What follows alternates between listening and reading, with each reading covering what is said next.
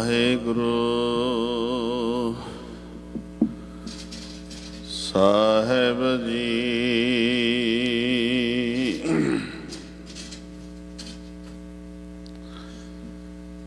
हे प्राणनाथ गोबिंद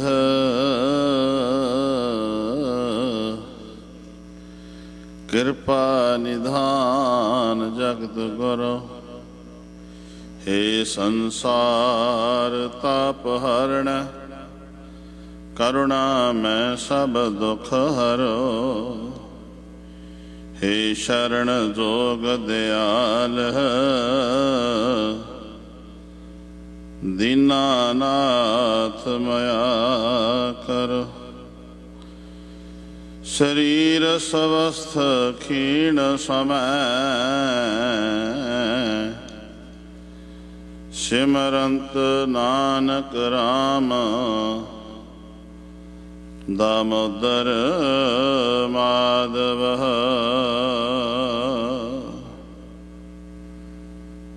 निमाणे को प्रभ दितो मान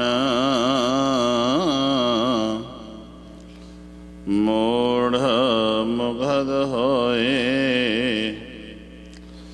चतुर सो ज्ञान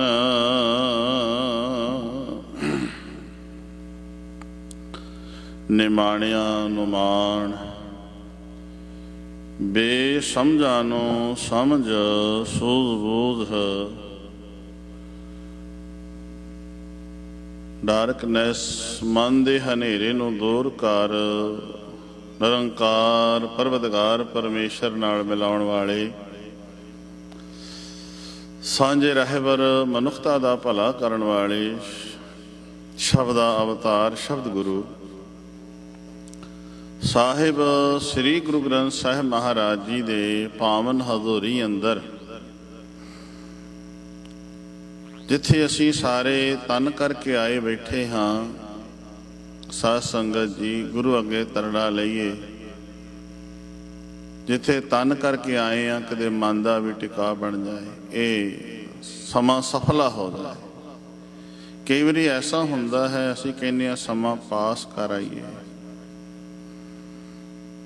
पर समय नूं असीं सोचने पास कर आईए। गुरुद्वारे चल के कई कहते ने समा पास कर आईए, घर विच थोड़ी थां है, नाल दे काम कार ते गए ने, घर विच मन नहीं लग रहा, चलो गुरुद्वारे समा पास कर आउने। कई बार इस तरह के भी मन विच ख्याल होंदे ने, जे किधरे गुरु किरपा करते गुरुद्वारे आ जाइए ना, फिर समय नूं पास ना करिए, क्योंकि समा सानू पास कर रहा। ਅਸੀਂ ਸਮੇਂ ਨੂੰ ਪਾਸ ਨਹੀਂ ਕਰ ਰਹੇ, ਸਮਾਂ ਸਾਨੂੰ ਪਾਸ ਕਰੀ ਜਾ ਰਿਹਾ। ਰੋਜ਼ ਜਿਹੜਾ ਦਿਨ ਆਇਆ ਉਹਨੇ ਚਲੇ ਜਾਣਾ ਹੈ। ਸਾਡੀ ਉਮਰ ਦਾ ਇੱਕ ਦਿਨ ਘੱਟ ਜਾਣਾ ਹੈ। ਜਿਹੜੇ ਸਵਾਸ ਅਸੀਂ ਅੱਜ ਲਏ ਨੇ ਕੱਲ੍ਹ ਨਹੀਂ ਰਹਿਣੇ, ਘਟ ਰਹੇ ਨੇ। ਅਸੀਂ ਸਮੇਂ ਨੂੰ ਨਹੀਂ ਪਾਸ ਕਰ ਰਹੇ, ਸਾਨੂੰ ਸਮਾਂ ਪਾਸ ਕਰ ਰਿਹਾ। ਆਓ ਇਸ ਸਮੇਂ ਨੂੰ ਆਪਾਂ ਪਾਸ ਨਾ ਕਰੀਏ, ਸਫਲ ਕਰੀਏ, ਸਫਲਾ ਬਣਾਈਏ। ਸਫਲਾ ਬਣਾਉਣ ਦੇ ਲਈ ਜਿੱਥੇ ਤਨ ਹੈ ਮਨ ਨੂੰ ਟਿਕਾਈਏ, ਲਵਾਈਏ ਹਾਜ਼ਰੀਆਂ, ਬਣਾਈਏ ਰਸਨਾ ਨੂੰ ਸਫਲਾ ਜੀ। ਸਤਨਾਮ ਸ਼੍ਰੀ ਵਾਹਿਗੁਰੂ, ਸਤਨਾਮ ਸ਼੍ਰੀ ਵਾਹਿਗੁਰੂ ਸਾਹਿਬ ਜੀ। ਗੌੜੀ ਮਹਲਾ ਪੰਜਵਾਂ। जिस सिमरत दुख सब जाए, नाम रतन वसै मन आए। जप मन मेरे गोबिंद की बाणी। साधु जन राम रसन वखाणी। जप मन मेरे गोबिंद की बाणी। मैं इस तुक नो रहाओ दी पंक्ति ਨੂੰ 2 ਵਾਰੀ दोहराया है। जो गुरु के कीर्तनिया ने इस ਨੂੰ अस्थाई बना के गाया है। जप मन मेरे गोबिंद की बाणी। हुण मेरे साहब जी कहते ने, हे मेरे मन, मन ਨੂੰ मैं ਹੁਣੇ ਕਿਹਾ ਨਾ, ਜਿੱਥੇ ਅਸੀਂ ਤਨ ਹੈ ਮਨ ਦਾ ਟਿਕਾ ਬਣਾਈਏ, ਮਨ ਕਰਕੇ ਆਈਏ, ਸਫਲਾ ਕਰੀਏ ਇਸ ਸਮੇਂ ਨੂੰ, ਤਾਂ ਗੁਰੂ ਸਾਹਿਬ ਜੀ ਵੀ ਇਹੋ ਹੀ ਕੁਝ ਕਹਿ ਰਹੇ ਨੇ। ਮਨ ਮੇਰੇ ਕੀ ਕਰ, ਜਪ ਜਪਿਆ ਕਰ। ਜੱਜਾ ਤੇ ਪੱਪੇ ਨੂੰ ਸਿਹਾਰੀ ਹੈ, ਇਹ ਕਹਿੰਦਾ ਹੈ ਜਪ ਕੇ, ਜਪਣ ਨਾਲ, ਜਪਣ ਰਾਹੀਂ, ਜਪਣ ਦੇ ਦੁਆਰਾ। रोज पढ़ते हैं ना सी, जप्यो जिन हर जन देव गुरु। गुरु को पुछिए भी पाशा जपण नाल की होवेगा, ते भट्ट मथरा जी कहते ने जप मन मेरे। भट्ट मथरा जी आखदे ने जप्यो जिन हर जन देव गुरु। फिर संकट जोन गर्भ न आयो। जपियो जिन जिसने, धन गुरु अर्जन साहब महाराज गुरु अर्जन देव नूं भट्ट मथरा जी कहते ने ना, जपिया है ना, ना ਉਹਦੇ ਉੱਤੇ ਸੰਕਟ ਆਉਂਦਾ। ਸੰਕਟ ਦੇ ਅਰਥ ਆਪਾਂ ਸੁਖਾਲੇ ਹੀ ਸਮਝਦੇ ਹਾਂ ਵੀ ਕਈ ਨੇ ਫਲਾਣੇ ਦੇ ਉੱਤੇ ਬੜਾ ਵੱਡਾ ਭਾਰੀ ਸੰਕਟ ਆ ਗਿਆ, ਮੁਸੀਬਤ ਆ ਪਈ ਹੈ, ਕੋਈ ਤਕਲੀਫ ਆ ਗਈ ਹੈ ਬਹੁਤ ਵੱਡੀ। ਇਹ ਸੰਸਾਰ ਤੇ ਹੁਣ ਸਾਰਾ ਸੰਕਟ ਹੀ ਹੈ ਜਿਹੜਾ ਵਾਇਰਸ ਚੱਲ ਰਿਹਾ। ਤੇ ਮੇਰੇ ਪਾਤਸ਼ਾਹ ਕਹਿੰਦੇ ਨੇ ਜਿਹੜੇ ਜਪਦੇ ਨੇ ਨਾ, ਉਹਨਾਂ ਉੱਤੇ ਸੰਕਟ ਨਹੀਂ ਆਉਂਦਾ, ਉਹ ਤੇ ਮੁਸੀਬਤਾਂ ਦਾ ਪਹਾੜ ਨਹੀਂ ਆ ਕੇ ਟੁੱਟਦਾ। ਜਿਹੜੇ ਉਸ ਮਾਲਕ ਨੂੰ ਜਪਦੇ ਨੇ, ਪਰ ਜਪਦੇ ਮਨ ਕਰਕੇ ਨੇ, ਮਨ ਰਾਹੀਂ, ਮਨ ਦੁਆਰਾ, ਮਨ ਨਾਲ। ਅਰਦਾਸ ਵੀ ਅਸੀਂ ਕਰਦੇ ਹਾਂ ਮਨ ਨਾਲ ਕਰੀਏ ਤੇ ਗੁਰੂ ਜ਼ਰੂਰ ਸੁਣਦਾ ਹੈ, ਪਰ ਤਨ ਕਰਕੇ ਕਰਦੇ ਹਾਂ ਮਨ ਨਾਲ ਨਹੀਂ। ਮਨ ਕਿਧਰੇ ਹੋਰ ਹੁੰਦਾ ਹੈ, ਮਨ ਕਿਧਰੇ ਹੋਰ ਦਾ ਸਹਾਰਾ ਬਣਾਈ ਬੈਠਾ ਹੁੰਦਾ ਹੈ। ਮੇਰੇ ਇਸ ਕਰਕੇ ਕਈ ਵਾਰੀ ਅਸੀਂ ਕੰਮ ਕੋਈ ਕਰਦਾ ਹੋਵੇ ਤੇ ਕਹਿੰਦੇ ਹਾਂ ਫਲਾਣਿਆ ਮਨ ਨਾਲ ਕਰ, ਤੇਰਾ ਮਨ ਕਿੱਥੇ ਹੈਗਾ। ਤੇ ਜਿਹੜਾ ਕੋਈ ਕੰਮ ਮਨ ਨਾਲ ਕਰਦਾ ਹੈ ਉਹ ਬੜਾ ਸਹੀ ਤਰੀਕੇ ਨਾਲ ਹੁੰਦਾ, ਉਹ ਸਿਰੇ ਵੀ ਚੜ ਜਾਂਦਾ। ਪਰ ਜਿਹੜਾ ਮਨ ਨਾਲ ਨਾ ਕਰੇ, ਉਹਦੇ ਵਿੱਚ ਕੋਈ ਨਾ ਕੋਈ ਭੁੱਲ ਰਹਿ ਜਾਂਦੀ ਹੈ, ਕੋਈ ਗਲਤੀ ਹੋ ਜਾਂਦੀ ਹੈ। ਤੇ ਜਿਹੜਾ ਮਨ ਨਾਲ ਕਰਦਾ, ਮਨ ਮੀਨਸ ਮੈਡੀਟੇਸ਼ਨ, ਮੀਨਸ ਧਿਆਨ ਪੂਰਾ ਦੇ ਕੇ ਰੱਖਦਾ ਹੈ, ਇੱਕ ਇੱਕ ਚੀਜ਼ ਨੂੰ ਵੇਖਦਾ ਹੈ, ਧਿਆਨ ਬਿਲਕੁਲ ਆਪਣਾ ਪੂਰਾ ਗੱਡ ਕੇ ਰੱਖਦਾ ਹੈ। ਉਹਨੂੰ ਕਹਿੰਦੇ ਨੇ ਵੀ ਇਹਨੇ ਬਹੁਤ ਮਨ ਨਾਲ ਇਹ ਕੰਮ ਕੀਤਾ, ਵੀ ਇਹਦਾ ਕੰਮ ਕੀਤਾ ਹੋਇਆ ਪਤਾ ਲੱਗਦਾ ਵੀ ਹਾਂ ਵੀ ਇਹਨੇ ਕੰਮ ਕੀਤਾ ਹੈ, ਮਨ ਨਾਲ ਕੀਤਾ ਹੈ। ਤੇ ਆਮ ਆਪੇ ਮਨ ਨਾਲ ਕੰਮ ਕੀਤਾ ਹੋਇਆ ਦਿਸਦਾ ਹੈ, ਮਨ ਨਾਲ ਕਿਸੇ ਨੇ ਕੰਮ ਕੀਤਾ ਹੈ। ਤੇ ਜੇ ਕੋਈ ਮਨ ਨਾਲ ਨਾ ਕੀਤਾ ਹੋਵੇ ਤੇ ਉਹ ਵੀ ਦਿਸਦਾ ਹੈ, ਬਾਹਰੋਂ ਵੀ ਦਿਸਦਾ ਹੈ, ਅੰਦਰੋਂ ਵੀ ਦਿਸਦਾ ਵੀ ਮਨ ਨਹੀਂ ਹੈ। ਕਈ ਵਾਰੀ ਕੰਮ ਕਰਨ ਵਾਲੇ ਦਾ ਵੀ ਕੰਮ ਕਰ ਰਿਹਾ ਹੁੰਦਾ ਹੈ, ਪਰ ਇਹ ਬਾਡੀ ਲੈਂਗੁਏਜ ਦੱਸਦੀ ਹੈ ਵੀ ਇਹ ਮਨ ਨਾਲ ਨਹੀਂ ਕਰ ਰਿਹਾ, ਇਹਦਾ ਮਨ ਨਹੀਂ ਹੈ ਇਸ ਕੰਮ ਕਰਨ ਨੂੰ, ਥੱਕੇ ਨਾਲ ਕਰ ਰਿਹਾ। ਮੇਰਾ ਸਾਹਿਬ ਜੀ ਬਖਸ਼ਿਸ਼ ਕਰਦੇ ਹਨ, ਬੰਦਿਆਂ ਤੂੰ ਮਨ ਨਾਲ ਕਰਿਆ ਕਰ। ਕੀ? ਗੁਰੂ ਦੀ ਉਸਤਤੀ, ਗੁਰੂ ਦੀ ਵਡਿਆਈ, ਗੁਰੂ ਦੀ ਸ਼ੋਭਾ, ਗੁਰੂ ਦੀ ਉਸਤਤੀ, ਗੁਰੂ ਦੀ ਵਡਿਆਈ ਜਦੋਂ ਕਰੇ ਮਨ ਨਾਲ ਕਰੇ। ਤੇ ਵਡਿਆਈ ਕਿਹਦੀ ਹੁੰਦੀ ਨੇ? ਕਿਹੜੇ ਗੱਲਾਂ ਬਾਤਾਂ ਨਾਲ ਨਹੀਂ ਗੁਰੂ ਦੀ ਵਡਿਆਈ ਹੁੰਦੀ, ਬੰਦੇ ਦੀ ਗੱਲਾਂ ਬਾਤਾਂ ਨਾਲ ਹੁੰਦੀ ਹੈ, ਉਹਦੇ ਕੀਤੇ ਹੋਏ ਕੰਮਾਂ ਦੇ ਨਾਲ ਹੁੰਦੀ ਹੈ ਉਸ ਦੀ ਵਡਿਆਈ। ਪਰ ਗੁਰੂ ਦੀ ਵਡਿਆਈ ਕਿਵੇਂ ਹੁੰਦੀ ਹੈ? ਬਾਣੀ ਦੁਆਰਾ, ਬਾਣੀ ਰਾਹੀਂ। ਜਿਹੜੀ ਇਹ ਬਾਣੀ ਹੈ 1430 ਅੰਗ ਹੈ, ਜਿਸ ਨੂੰ ਅਸੀਂ ਰੋਜ਼ ਪੜ੍ਹਦੇ ਹਾਂ। ਅੰਮ੍ਰਿਤ ਬਾਣੀ ਹਰ ਹਰ ਤੇਰੀ, ਤੇਰੀ हे हरि, ਇਹ ਵਾਹਿਗੁਰੂ ਇਹ ਬਾਣੀ ਤੇਰੀ ਹੈ, ਤੁਰ ਦਰਗਾਹੋਂ ਆਈ ਹੈ। ਤਾਂ ਹੀ ਗੁਰੂ ਅਰਜਨ ਸਾਹਿਬ ਮਹਾਰਾਜ ਜੀ ਕਹਿੰਦੇ ਨੇ, ਤੁਰ ਦਰਗਾਹੋਂ ਬਾਣੀ ਆਈ, ਧੁਰ ਕੀ ਬਾਣੀ ਆਈ। ਤਿੰਨ ਸਗਲੀ, ਸਗਲੀ ਤੋਂ ਭਾਵ ਹੈ ਸਾਰੀ ਚਿੰਤਾਵਾਂ ਝੋਰੇ।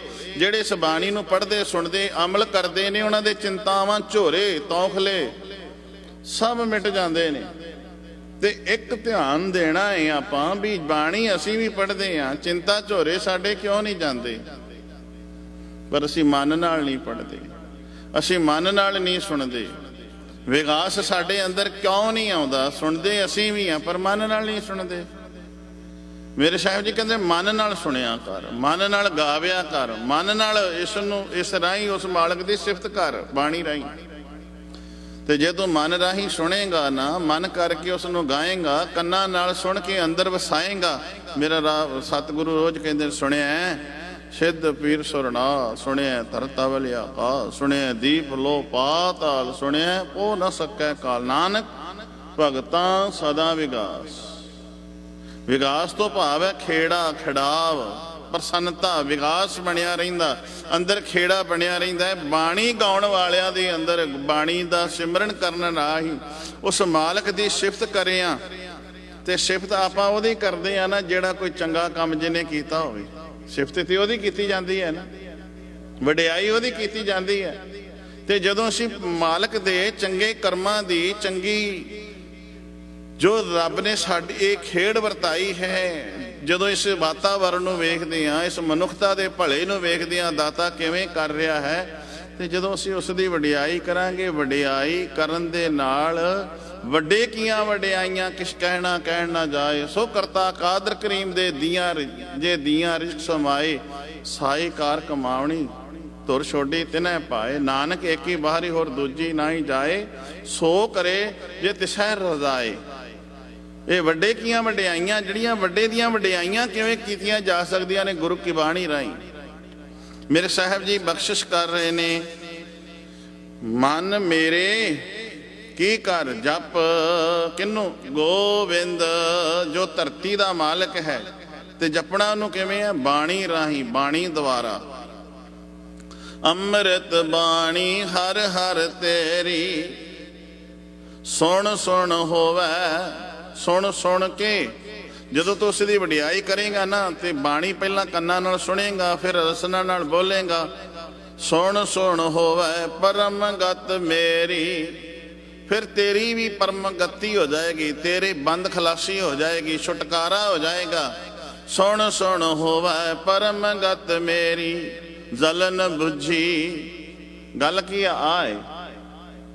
ਹੁਣ ਬਾਣੀ ਗਾਉਣ ਦੇ ਨਾਲ ਲਾਭ ਤੈਨੂੰ ਹੋਣਾ ਏ। ਵੱਡਾ ਦਾਤਾ ਤਿਲ ਨਾ ਤਮਾਏ। ਤੂੰ ਬਾਣੀ ਪੜ੍ਹ ਨਾ ਪੜ੍ਹ, ਉਹਨੂੰ ਕੋਈ ਨਾ ਤੇਰੇ ਕਹਿਣ ਨਾਲ ਉਹਨੇ ਵੱਡਾ ਹੋਣਾ ਹੀ, ਤੇ ਨਾ ਕਹਿਣ ਤੇਰੇ ਨਾਲ ਛੋਟਾ ਹੋਣਾ। ਅਸੀਂ ਜੇ ਗੁਰੂ ਨੂੰ ਵੱਡਾ ਵੱਡਾ ਕਹੀ ਜਾਈਏ ਤੇ ਉਹਨੇ ਸਾਡੇ ਕਹਿਣ ਨਾਲ ਵੱਡਾ ਨਹੀਂ ਹੋਣਾ, ਜੇ ਨਾ ਕਵਾਂਗੇ ਤੇ ਛੋਟਾ ਨਹੀਂ ਹੋਣਾ। ਗੱਲ ਤਾਂ ਇਹ ਹੈ ਗੁਰੂ ਦੇ ਗੁਣ ਗਾਉਣ ਦੇ ਨਾਲ, ਗੁਰੂ ਦੀ ਵਡਿਆਈ ਕਰਨ ਨਾਲ, ਬਾਣੀ ਗਾਉਣ ਦੇ ਨਾਲ, ਵਡਿਆਈ ਵੱਡੇ ਦੀ ਕਰਨ ਦੇ ਨਾਲ, ਉਸ ਵੱਡੇ ਦੀ ਸਿਫਤ ਕਰਨ ਦੇ ਨਾਲ ਵੱਡੇ ਦੇ ਵਿੱਚ ਮਨੁੱਖ ਸਮਾ ਜਾਂਦਾ ਹੈ। ਸੁਣ ਸੁਣ ਹੋਵੇ ਪਰਮ ਗਤ ਮੇਰੀ, ਕਿਆ ਫਿਰ ਕੀ ਹੋਵੇਗਾ? ਜਲਨ ਬੁਝੀ। ਜਲਨ ਬੁਝੀ, ਜਲਨ ਤੋਂ ਭਾਵ ਹੈ ਜਿਹੜੀ ਅੰਦਰ ਤ੍ਰਿਸ਼ਨਾ ਦੀ ਅੱਗ ਲੱਗੀ ਹੋਈ ਹੈ, ਬੁਝ ਜਾਏਗੀ ਬਾਣੀ ਗਾਉਣ ਦੇ ਨਾਲ, ਬਾਣੀ ਪੜ੍ਹਨ ਦੇ ਨਾਲ। ਪਰ ਮਨ ਰਾਹੀਂ, ਮਨ ਕਰਕੇ, ਮਨ ਦੁਆਰਾ, ਮਨ ਨਾਲ ਪੜਨ ਨਾਲ ਮਿਲੇਗੀ।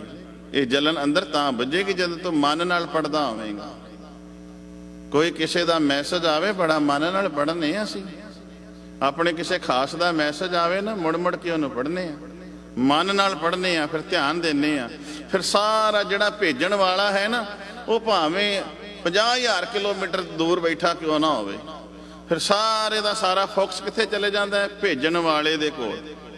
ਸਾਡਾ ਧਿਆਨ ਕਿਸੇ ਨੇ ਕੋਈ ਮੈਸੇਜ ਪਾਇਆ ਹੋਵੇ, ਭਾਵੇਂ ਕਿੰਨੇ ਕਿਲੋਮੀਟਰ ਦੂਰ ਬੈਠਾ ਹੈ, ਤੇ ਜੋ ਮੈਸੇਜ ਜਿਵੇਂ ਜਿਵੇਂ ਪੜ੍ਹਦੇ ਆ ਨਾ, ਉਹਦੀ ਨੁਹਾਰ, ਉਹਦੀ ਤਸਵੀਰ, ਉਹਦੀ ਬੋਲ ਬਾਣੀ, ਉਹਦੀ ਬੋਡੀ ਲੈਂਗੁਏਜ, ਸਾਨੂੰ ਸਾਰੀ ਸਾਡੇ ਅੱਖਾਂ ਦੇ ਸਾਹਮਣੇ ਦ੍ਰਿਸ਼ ਚੱਲਣ ਲੱਗ ਪੈਂਦਾ ਵੀ ਮੇਰਾ ਫਲਾਣੇ ਨੇ, ਇਹ ਮੈਨੂੰ ਮਿੱਤਰ ਨੇ, ਮੇਰੇ ਪਿਆਰੇ ਨੇ, ਮੇਰੇ ਪਰਿਵਾਰ ਦੇ ਕਿਸੇ ਦੇ ਮੈਂਬਰ ਨੇ ਇਹ ਮੈਨੂੰ ਚੀਜ਼ ਲਿਖ ਕੇ ਭੇਜੀ ਹੈ। ਪੜ੍ਹ ਰਹੇ ਆ, ਅਕਸ਼ ਸਾਹਮਣੇ ਆ ਰਿਹਾ, ਤਸਵੀਰ ਸਾਹਮਣੇ ਆ ਰਹੀ ਹੈ। ਤੇ ਕਹਿਣ ਤੋਂ ਭਾਵ ਇਹ ਹੈ, ਬੰਦਿਆਂ ਜਦੋਂ ਗੁਰੂ ਦੀ ਬਾਣੀ ਪੜ੍ਹੇ ਨਾ, ਸ਼ਬਦ ਗੁਰੂ ਦਾ ਪੜ੍ਹ ਰਿਹਾ ਹੋਵੇਂ ਤੇ ਗੁਰੂ ਦੀ ਤਸਵੀਰ ਉੱਥੇ ਤੱਕ, ਪਿੱਛੋਂ ਤੱਕ ਤੇਰਾ ਖਿਆਲ ਚੱਲ ਜਾਵੇ। ਤੇਰਾ ਜਿਹੜਾ ਮਨ ਹੈ ਉਹ ਉੱਥੇ ਪਹੁੰਚ ਜਾਵੇ ਜਿੱਥੋਂ ਬਾਣੀ ਆ ਰਹੀ ਹੈ। ਫਿਰ ਸਵਾਦ ਹੈ ਬਾਣੀ ਪੜ੍ਹਨ ਦਾ, ਫਿਰ ਹੈ ਆਨੰਦ ਬਾਣੀ ਪੜ੍ਹਨ ਦਾ। पर जे गुटका साहब हथ विच फड़िया तो नींदर उस वेले आउणी शुरू हो गई है तो फिर समझ ला भी कोई गल नहीं बनी अजे, तेरा ध्यान उधर गया नहीं, मन नाल नहीं तू बाणी पढ़ रहा जे नींदर आ रही है। मेरे साहब जी कहते ने मैसेज पढ़न वालिया तेरा मन उत्थे चले गया जिसने भेजिया है तेनों। ते गुरुद्वारे बैठे भी कई बारी मैसेज करी जाने ते पढ़ी जाने, कि रब नूं भी मैसेज करिया कर ते उसदा भी जदों आवे ते पढ़िया कर, अपने हिरदे घर दे विच लिखिया कर। किसी दा मैसेज आ जावे ना वो हिरदे घर विच लिखिया जांदा है, वार वार अंदर चलना शुरू हो जाता है। ते जे गुरु दा आया होवे ना उपदेश, गुरु दी सिक्ख्या, गुरु दा हुक्म तेरे हिरदे अंदर घर कर जावे। घर तां ही करेगा जप मन मेरे, जदों मन नूं कहांगा हे मेरे मना तू जप, ते जपण नाल की होवेगा जलन बुझी। जलन बुझी, जलन मीनस अग, तेरी अग बुझ जाएगी। अग किन्ने प्रकार दी है, मनुख दे अंदर लगी हुई है। रोज सारे गिनते हैं काम क्रोध लोभ मोह हंकार, ये अग है। बड़वा अग है, तृष्णा दी अग है, दावा अग्नि है, प्रतख अग्नि है। मेरे साहब जी कहते हैं जिवें बाहर अग लगी होवे ते लोग ठंडियां थावां ते जांदे ने, जदों बहुत गर्मी धुप पवे जां एसी अंदर कूलर अगे बहिंदे ने, ते जदों बहुत अग वरदी है ते जानवर जेड़े झीलों वाल चले जाते हैं। जिथे झील होंदी है ना, नीवियां थावां होंदियां ने, उत्थे पानी खलोता होंदा है, प्यास बुझदी है पानी पीण दे नाल, ते झील विच जाण दे नाल उहनां नूं ठंडक मिलदी है। पर जे झील विच भी अग लगी होवे ते फिर किधर जाएगा बंदा। आसा महला पहला तित सर वरड़ै, सर वरड़ै, सर सरोवर तलाब छप्पड़ कह लो, पानी जिथे खलोता होवे। तित सर वरड़ै भैले निवासा, पानी पावक तिन्हे किया। पावक कहते ने अग, जिथे पानी होना चाहिए सी उत्थे अग लगी हुई है पानी दे विच, हुण किधर जाएगा। तित सर वरड़ै भैले निवासा, पानी पावक तिन्हे किया। फिर क्या पंकज मोह पाग नहीं चालै। पंकज चिक्कड़ पग पैर ते पानी दे नेड़े जिथे खलोता होंदा, झीलां च पानी, उत्थे पानी च लगी अग ते चार छफेरे हैगी है पानी दे, की होंदी है दल दल। जिथे छप्पड़ तलाब हो ना, चार छफेरे पानी दे दल दल होंदी है, ते कई दल दल दे विच ही फस जांदे ने ते दल दल दे विचों निकलिया नहीं जाता। मेरे पातशाह कहंदे ने इस संसार दे विच अग लगी है तृष्णा दी, कई प्रकार दियां अगां दे भांबड़ मच रहे ने, ते मोह जिहड़ा है दलदल है। बंदिया तू इस मोह पहलां ते दलदल दे विच फसे है, ते जे दलदल चों निकले ते अग अगे खलोती है।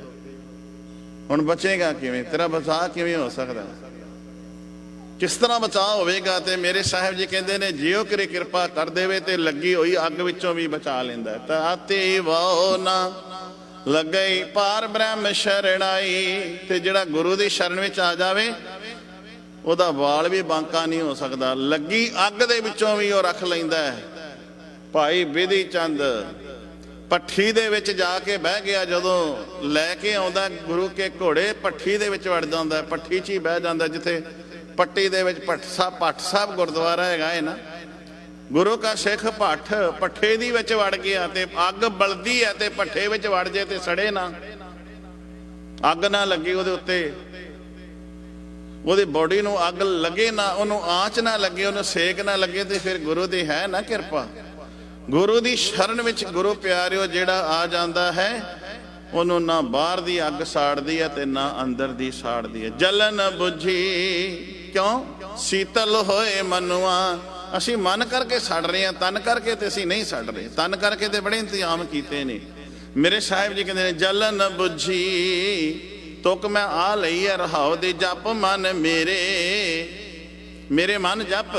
ਜਲਨ ਬੁਝੀ ਸੀਤਲ ਹੋਏ ਮਨੁਆ, ਮਨੁਆ ਮਨ, ਸੀਤਲ ਤੋਂ ਭਾਵ ਹੈ ਠੰਡਾ। जलन बुझी शीतल होए मनुआ, किवें सतगुर का दर्शन पाए जियो। गुरु दे दर्शन, गुरु दे दीदार करन दे नाल ਜਲਨ ਬੁਝੀ, ਜਲਨ ਲੱਗੀ ਹੋਈ ਅੱਗ ਬੁਝ ਗਈ। ਤਾਂ ਮੇਰੇ ਗੁਰੂ ਸਾਹਿਬ ਜੀ ਕਹਿੰਦੇ ਨੇ, ਮੋਤੀ ਤਾਂ ਮੰਦਰ ਉਸਰੈ ਜਪ ਮਨ ਮੇਰੇ, ਮੋਤੀ ਤਾਂ ਮੰਦਰ ਉਸਰੈ ਰਤਨੀ ਤਾਂ ਹੋਏ ਜੜਾਓ, ਕਸਤੂਰ ਕੁੰਗੂ ਅਗਰ ਚੰਦਨ ਲੀ ਪਿਆਵੈ ਚਾਓ, ਮਤ ਦੇਖ ਭੁੱਲਾਂ ਵਿਸਰੈ ਤੇਰਾ ਚਿਤ ਨ ਆਵੈ ਨਾਉ, ਹਰ ਬਿਨ ਜਿਉ ਜਲ ਬਲ ਜਾਓ। ਹੁਣ ਇਹਦਾ ਅਰਥ ਮੈਂ ਕੀ ਕਰਾਂ? ਗੁਰੂ ਸਾਹਿਬ ਜੀ ਕਿੰਨੇ ਸੋਹਣੇ ਤਰੀਕੇ ਨਾਲ ਸਾਨੂੰ ਦੱਸ ਰਹੇ ਨੇ, ਮੋਤੀ ਤਾਂ ਮੰਦਰ ਉਸਰੈ। ਅਸੀਂ ਰੱਬ ਨੂੰ ਕਦੋਂ ਭੁਲਾਉਨੇ ਆ? ਰੱਬ ਨੂੰ ਕਦੋਂ ਵਿਸਾਰਨੇ ਆ? ਸੰਸਾਰ ਦੇ ਵਿੱਚ ਆਪਣਾ ਮੋਹ ਲਾ ਕੇ ਨਿਰੰਕਾਰ ਨੂੰ ਭੁਲਾ ਦਿੰਦੇ ਆ। ਮੇਰੇ ਸਾਹਿਬ ਜੀ ਕਹਿੰਦੇ, ਮੋਤੀ ਤਾਂ ਮੰਦਰ ਉਸਰੈ। ਮੰਦਰ ਮੀਨਸ ਘਰ ਸੋਹਣਾ ਮੋਤੀਆਂ ਦਾ ਬਣਿਆ ਹੋਵੇ, ਮੰਦਰ ਬਹੁਤ ਸੋਹਣਾ ਬਣਿਆ ਹੋਵੇ, ਘਰ ਬਹੁਤ ਸੋਹਣਾ ਬਣਿਆ ਹੋਵੇ, ਕੋਠੀ ਬਹੁਤ ਸੋਹਣੀ ਬਣੀ ਹੋਵੇ। ਮੋਤੀ ਤਾਂ ਮੰਦਰ ਉਸਰੈ ਰਤਨੀ ਤਾਂ ਹੋਏ ਜੜਾਓ, ਉਹਦੇ ਵਿੱਚ ਰਤਨ ਜੜੇ ਹੋਣ, ਹੀਰੇ ਜੜੇ ਹੋਣ, ਜਵਾਹਰਾਤ ਜੜੇ ਹੋਣ, ਸੋਹਣੀ ਉਸਾਰੀ ਹੋਵੇ, ਹੀਰੇ ਜਵਾਹਰਾਤ ਜੜੇ ਹੋਣ। ਰਤਨੀ ਤਾਂ ਹੋਏ ਜੜਾਓ, ਕਸਤੂਰ ਕੁੰਗੂ ਅਗਰ ਚੰਦਨ, ਚੰਦਨ ਦੇ ਬੂਹੇ ਕਹਿ ਲੋ, ਚੰਦਨ ਦੀਆਂ ਚਗਾਠਾਂ ਕਹਿ ਲੋ, ਇੰਨੀ ਮਹਿੰਗੀ ਲੱਕੜ ਹੈ ਚੰਦਨ ਦੀ। ਕਸਤੂਰ, ਕਸਤੂਰੀ ਹੁੰਦੀ ਹੈ ਹਰਨ ਦੇ ਨਾਭੀ ਦੇ ਵਿੱਚ, ਤੇ ਕਸਤੂਰੀ ਜਿਹੜੀ ਹੈ ਨਾ ਹਰਨ ਦੇ ਨਾਭੀ ਦੇ ਵਿੱਚ ਹੁੰਦੀ ਹੈ, ਤੇ ਕਈ ਵਾਰੀ ਉਹ ਲੱਭਦਾ ਬਾਹਰ ਫਿਰਦਾ, ਖੁਸ਼ਬੂ ਉਹਦੀ ਆਪਣੀ ਨਾਭੀ ਵਿੱਚੋਂ ਆਉਂਦੀ ਹੈ। ਫਿਰ ਉਹ ਨਾਭੀ ਦੇ ਵਿੱਚੋਂ ਆਉਂਦੀ ਖੁਸ਼ਬੂ ਕਹਿੰਦਾ ਇਸ ਪਾਸੋਂ ਆ ਰਹੀ ਹੈ, ਉਸ ਪਾਸੋਂ ਆ ਰਹੀ ਹੈ, ਇੱਧਰ ਉੱਧਰ ਬੜਾ ਭੱਜਦਾ ਹੈ। ਮੇਰੇ ਪਾਸ਼ਾ ਕਹਿੰਦੇ ਨੇ, ਬੰਦਿਆ ਰੱਬ ਤੇਰੇ ਅੰਦਰ ਹੈ, ਤੂੰ ਵੀ ਇੱਧਰ ਉੱਧਰ ਦੌੜਦਾ ਫਿਰਦਾ ਹੈ। ਹਰਨ ਬੇਸਮਝ ਹੈ, ਕਸਤੂਰੀ ਨਾਭੀ ਵਿੱਚ ਹੈ, ਲੱਭਦਾ ਕਿਧਰੇ ਹੋਰ ਫਿਰਦਾ ਹੈ। ਹਿਰਦੇ ਘਰ ਵਿੱਚ ਰੱਬ ਹੈ, ਪਰਮਾਤਮਾ ਹੈ, ਦੌੜਿਆ ਕਿਧਰੇ ਹੋਰ ਫਿਰਦਾ ਹੈ। ਕਸਤੂਰ ਕੁੰਗੂ ਕੇਸਰ ਚੰਦਨ ਲੀ ਪਿਆਵੈ ਚਾਓ, ਇਹ ਸੋਹਣਾ ਘਰ ਬਣਿਆ ਹੋਵੇ, ਕੁੰਗੂ ਕਸਤੂਰੀ ਚੰਦਨ ਲੱਕੜੀ ਭਾਵ ਹੀਰੇ ਜਵਾਹਰਾਤਾਂ ਨਾਲ ਬਣਿਆ ਹੋਵੇ, ਫਿਰ ਵੇਖ ਕੇ ਤੂੰ ਉਹਨੂੰ ਖੁਸ਼ ਹੋਵੇਂ। ਜਦੋਂ ਕੋਈ ਘਰ ਬਣਾ ਲੈਂਦਾ ਹੈ ਨਾ, ਪਹਿਲੀ ਉਮਰ ਸਾਰੀ ਉਮਰ ਸਾਡੀ ਘਰ ਬਣਾਉਣ ਤੇ ਲੱਗ ਜਾਂਦੀ ਹੈ, ਤੇ ਜਦੋਂ ਘਰ ਬਣਦਾ ਹੈ ਨਾ, ਸੋਹਣਾ ਮਹਿਲ ਬਣਿਆ ਹੋਵੇ, ਤੇ ਫਿਰ ਉਹਦੇ ਵਿੱਚ ਬੜੇ ਝੂਮਰ ਸ਼ੂਮਰ ਲੱਗੇ ਹੋਣ, ਬੱਤੀਆਂ ਛੱਤੀਆਂ ਜਗਦੀਆਂ ਹੋਣ, ਤੇ ਫਿਰ ਬੜਾ ਮਨ ਖੁਸ਼ ਹੁੰਦਾ। ਕਿਆ ਲੀ ਪਿਆਵੈ ਚਾਓ, ਕਈ ਇਸ ਘਰ ਨੂੰ, ਕਾਇਆ ਰੂਪੀ ਘਰ ਨੂੰ, ਇਸ ਦਾ ਸੁਹੱਪਣ, ਇਸ ਦੀ ਸੁੰਦਰਤਾ, ਨੈਣ ਨਕਸ਼ੀ ਵੇਖ ਕੇ ਵਾਰ-ਵਾਰ ਸ਼ੀਸ਼ੇ ਵਿੱਚ ਖੁਸ਼ ਹੋਈ ਜਾਂਦੇ ਨੇ। ਧਿਆਨ ਦਿਆ ਜੀ। ਕਿਆ ਲੀ ਪਿਆਵੈ ਚਾਓ, ਮਤ ਦੇਖ ਭੁੱਲਾਂ। ਮੇਰਾ ਸਾਹਿਬ ਜੀ ਕਹਿੰਦੇ ਨੇ, ਮਤਾ ਵੇਖ ਕੇ ਮੈਂ ਇਸ ਕਾਇਆ ਰੂਪੀ ਮੰਦਰ ਨੂੰ, ਸੋਹਣੇ ਨੈਣਾ ਨਕਸ਼ਾ ਨੂੰ, ਮਤ ਦੇਖ ਭੁੱਲਾਂ ਕਰੇ, ਇਸ ਘਰ ਕੋਠੀ ਬਿਲਡਿੰਗ ਨੂੰ, ਕਿਤੇ ਪਦਾਰਥਾਂ ਨੂੰ ਵੇਖ ਕੇ ਦਾਤਿਆ ਮੈਂ ਤੈਨੂੰ ਨਾ ਕਿਤੇ ਭੁੱਲ ਜਾਵਾਂ। ਇਹ ਨਹੀਂ ਹੈ ਵੀ ਇਹ ਕਿਸੇ ਦੇ ਕੋਲ ਹੋਣੇ ਨਹੀਂ ਚਾਹੀਦੇ, ਹਰ ਵਸਤੂ ਹੋਣੀ ਚਾਹੀਦੀ ਹੈ, ਹਰ ਪਦਾਰਥ ਹੋਣਾ ਚਾਹੀਦਾ ਹੈ, ਪਰ ਅੰਦਰ ਇਹ ਚੱਲਦਾ ਰਹਿਣਾ ਚਾਹੀਦਾ, ਦਾਤਿਆ ਘਰ ਦਿੱਤਾ, ਕਾਰ ਦਿੱਤੀ, ਪਰਿਵਾਰ ਦਿੱਤਾ, ਸੰਸਾਰ ਦੇ ਸਾਰੇ ਸੁੱਖ ਤੂੰ ਮੁਹੱਈਆ ਕਰਵਾਏ ਨੇ, ਮਤਾ ਇਹਨਾਂ ਦੇ ਵਿੱਚ ਮੈਂ ਖਚਤ ਹੋ ਜਾਵਾਂ। ਇਹ ਮੇਰੇ ਤੇ ਕਿਰਪਾ ਰੱਖੀ, ਜੇ ਦਾਤ ਦਿੱਤੀ ਹੋ ਨਾ, ਦਾਤਿਆ ਮੈਨੂੰ ਦਾਤ ਦੇ ਕੇ ਆਪਣੇ ਕੋਲੋਂ ਦੂਰ ਨਾ ਕਰ ਦਈ। ਜਿਵੇਂ ਨਿਆਣੇ ਨੂੰ ਖਿਡੌਣਾ ਦੇ ਦੇਵੇ ਨਾ ਮਾਂ, ਤੇ ਨਿਆਣਾ ਖਿਡੌਣੇ ਨਾਲ ਖੇਡਣ ਲੱਗ ਪੈਂਦਾ, ਮਾਂ ਆਪਣੇ ਹੋਰ ਕੰਮ ਕਰਦੀ ਰਹਿੰਦੀ ਹੈ। ਅੱਜ ਪਤਾ ਕਿਹੜੇ ਖਿਡੌਣੇ ਚੱਲ ਪਏ ਨੇ, ਜੇ ਨਿਆਣੇ ਨੂੰ ਆਪਣੇ ਗਲੋਂ ਲਾਉਣਾ ਹੋਵੇ, ਉਹਨੂੰ ਟੱਚ ਸਕਰੀਨ ਜਿਹੜੇ ਫੋਨ ਆਏ ਨੇ ਆ ਦੇ ਦਿਓ, ਤੇ ਉਹ ਉਸ ਦੇ ਵਿੱਚ ਹੀ ਫੋਟੋਆਂ, ਉਸ ਦੇ ਵਿੱਚ ਹੀ ਵੇਖਦੇ ਰਹਿੰਦੇ ਨੇ, ਕਾਰਟੂਨ ਵੇਖਦੇ ਰਹਿੰਦੇ ਨੇ। ਨਾ ਉਹ ਦੁੱਧ ਮੰਗਦੇ, ਨਾ ਰੋਟੀ ਮੰਗਦੇ ਨੇ, ਕੁਝ ਮੰਗਦੇ ਹੀ ਨਹੀਂ, ਉਸੇ ਵਿੱਚ ਲੱਗੇ ਰਹਿੰਦੇ ਨੇ। ਮਾਂ ਦਾ ਵੀ ਨਹੀਂ ਖਿਆਲ ਰਹਿੰਦਾ। ਫਿਰ ਅਕੜਚ ਕਰਕੇ ਦਰਵਾਜ਼ਾ ਬੰਦ ਕਰਦੇ ਨੇ, ਆਪਣੇ ਕਮਰੇ ਵਿੱਚ ਵੜ ਜਾਂਦੇ ਨੇ, ਉਸੇ ਵੇਲੇ ਮੋਬਾਈਲ ਖੋਲ ਲੈਂਦੇ ਨੇ, ਕਿਉਂਕਿ ਦੇ ਦਿੱਤਾ ਹੈ, ਵੇਖਦਾ ਰਹੇ, ਹੁਣ ਇਸੇ ਪਾਸੇ ਲੱਗਾ ਰਹੇ, ਸੁੱਤਾ ਵੀ ਵੇਖਦਾ ਰਹੇ। ਤੇ ਮੇਰੇ ਗੁਰੂ ਨੂੰ ਕਿਆ ਕਰੀਏ ਸਾਹਿਬ ਜੀ, ਕਿਧਰੇ ਮਾਂ ਨੇ ਐਵੇਂ ਟੱਚ ਸਕਰੀਨ ਵਾਲਾ ਫੋਨ ਦੇ ਕੇ ਪੁੱਤਰ ਨੂੰ, ਧੀ ਪੁੱਤ ਨੂੰ ਗਲੋਂ ਲਾ ਦਿੰਦੀ ਹੈ, ਕਿ ਤੂੰ ਮੈਨੂੰ ਐਵੇਂ ਕੋਈ ਚੀਜ਼ ਦੇ ਕੇ ਗਲੋਂ ਨਾ ਲਾ ਦਈ, ਮੈਨੂੰ ਆਪਣੇ ਕੋਲੋਂ ਮੇਰੇ ਮਾਲਕਾ ਕਿਰੇ ਦੂਰ ਨਾ ਕਰ ਦਈ। ਇਹ ਉਦਾਹਰਣ ਮੈਂ ਤਾਂ ਦਿੱਤਾ, ਇਹ ਆਮ ਚੱਲ ਰਿਹਾ ਹੈ, ਇਹ ਟ੍ਰੈਂਡ ਚੱਲਦਾ ਪਿਆ ਹੈ। ਪਰ ਉਹ ਮਾਪੇ ਜਦੋਂ ਬਾਅਦ ਵਿੱਚੋਂ ਵੇਖਦੇ ਨੇ ਬੱਚਾ ਵਿਗੜ ਗਿਆ, ਪਹਿਲਾਂ ਤੇ ਲਾਡ ਨਾਲ ਦਿੰਦੇ ਨੇ, ਫਿਰ ਫੋਨ ਛੱਡਦਾ ਨਹੀਂ ਹੈ, ਫਿਰ ਦੂਰੀਆਂ ਬਣਾ ਲੈਂਦਾ ਹੈ। उस पासे मैं ये इशारा दिता है, असी गुरु की गल कर रहे हैं। मेरे पातशाह नूं कहिए सतगुरु करे ये दुनियावी पदार्थ दे के किधरे अपने नालों दूर ना कर दें, भी अपने नेड़े ला के रखी। मत देख भुला विसरै तेरा चित ना आवे ना। मैं इन्हां नूं वेख के किधरे तेनू ना भुल जावां। क्यों? हर बिन जियो जल बल जाऊं। हर बिन हे हरि हे परमात्मा हे वाहिगुरु मैं तेरे नाम तो बिना सड़ बल जाना। हर बिन जियो, जियो मीनस जिंद। ये मेरी जिहड़ी जिंद है ना इनू अग लग जाती है। आपां पढ़दे आ ना, एक घड़ी ना मिलते ता कल जुग होता। हुण कद मिलिए प्रिया तुद भगवंता। मोहे रैण ना बिहावै नींद ना आवे बिन देखे गुर दरबारे जियो। एक घड़ी ना मिलते, एक घड़ी नूं मिलन तो भाव की है? गुरु अर्जन साहब महाराज जी गुरु रामदास महाराज नूं कह रहे ने। आपां इहदे अर्थ इवें करदे आ कि गुरु जी जदों तुसीं एक घड़ी नहीं सी मिलदे ते कल युग आ गया। हुण कद मिलिए प्रिया तुद भगवंता। पर थोड़ा जिहा बरीकी विच जाइए, क्या एक घड़ी ना मिलते भाव एक घड़ी भी 24 मिनट की 24.5 मिनट की लगभग घड़ी होंदी है। जे गुरु तेरी मेरे अंदरों याद भुल जावे ना, जे मैं तेनू वसार देवां ना, उस वेले आके घेरा पा लैंदे ने विकार। अग उस वेले बलण लग पैंदी है। जे मैं तेनू एक घड़ी भी अंदरों भुला देवां ते विकार अग बाल देंदे ने, उस वेले अंदर आ पैंदे ने, उस वेले हलचल मचा लैंदे ने। एक घड़ी ना विसरे ता कल जुग होता। क्या हुण कद मिलिए प्रिया तुद भगवंता। मेरे प्यारे मित्रा मेरे मालका मैनू दस हुण कदों मिलाप होवेगा? घड़ी भी मेरे वास्ते ते बहुत औखी है लंघनी। पर असीं ते महीनियां बधी लंघ जाने आ। संगरांद दे संगरांद ही याद आउंदा है भी चल बई संगरांद वाला दिन है, अज चलने आ। कोई मस्या नूं याद आउंदी, किसी नूं संगरांद नूं याद आउंदी है, जां कोई गुरपुरब होवे उदन याद आउंदी है। ते बाणी ये पढ़दे आ गुरु अर्जन साहब महाराज दी, तां कल युग होता हुण कद मिलिए प्रिया तुद भगवंता। मोहे रैण ना बिहावै। रैण मीनस रात। हुण ये सवासां रूपी रात जिहड़ी है मेरे ते बीतदी नहीं है। सवास मेरे वास्ते बड़े औखे हो गए ने तेरे मिलण तो बिना। मोहे रैण ना विहावै नींद ना आवे बिन देखे गुर दरबारे जियो। हुण मेरा साहिब जी कहंदा है बिना दीदार कीतियां निरंकार वाहिगुरु मेरे अंदर हर बिन जियो जल बल जाऊं गुर। मैं अपने गुरु नूं पुछ के वेखिया कि मैं अपने गुरु नूं वेखिया हर बिन जियो जल बल जाऊं। मैं हरि नाम परमात्मा तो बिना जदों वांझा रह जावां ते अग लग जाती है। इस करके मेरे साहिब जी कहंदे ने जप मन मेरे हे मेरे मन गो धरती बिंद धरती दे मालक नूं जपिया कर। साधु जन राम साधु जन राम। साधु जन तो भाव है रब दे प्यारे गुरमुख जन, रब दे सेवक। वो राम नूं जपदे ने। राम इथे श्री रामचंद्र दशरथ जी दे पुत्र नहीं, इथे राम है परमात्मा जिहड़ा सारियां थावां ते रमिया होया है, सर्व व्यापक। उस नूं रसना नाल जपदे ने।